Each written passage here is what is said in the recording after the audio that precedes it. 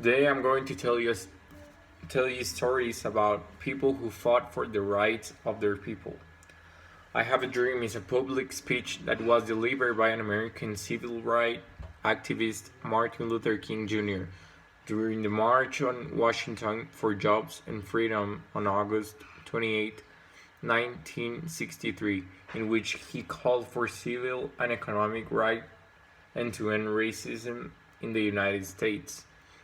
Martin Luther King uses repetition by saying the words, "I have a dream," sharing his vision for a more equal society and reiterating his belief that such future is attainable.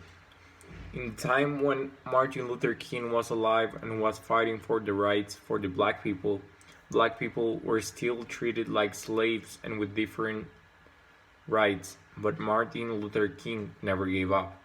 He wanted to do a change that will help the people with different skin color or nationality. But unfortunately, we still live in a toxic society where people that don't look the same as them or have a different nationality still gets targeted telling them racism comments.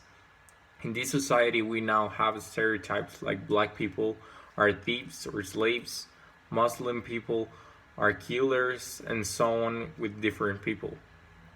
Like in Cairo, Adaf Soif, who was known as a novelist and a fighter for telling all what happened in Cairo, she was fighting for the rights of her people and was fighting against the increasingly despotic and corrupt Mubarak regime.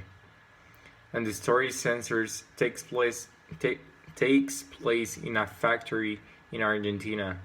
The story is about a guy called Juan that sends a letter to Mariana, but he's worried that the letter will not get through the censorship. After Juan writes the letter to Mariana, he applies for the job in the censorship so he could send it through.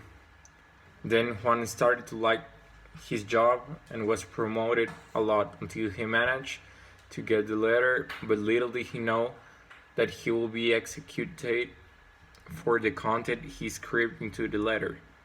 Juan was executed although he did not remember what he wrote in the letter. The message is trust no one.